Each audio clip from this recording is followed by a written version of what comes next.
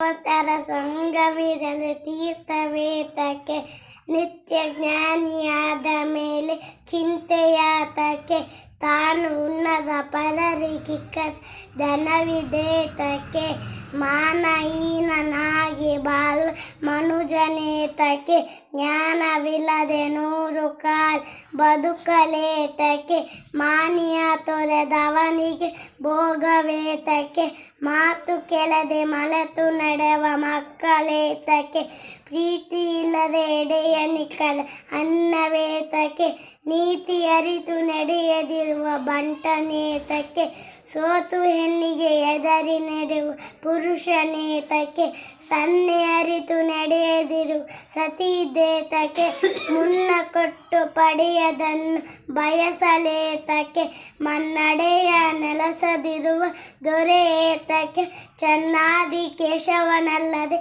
ದೈವವೇತಕ್ಕೆ. Thank you.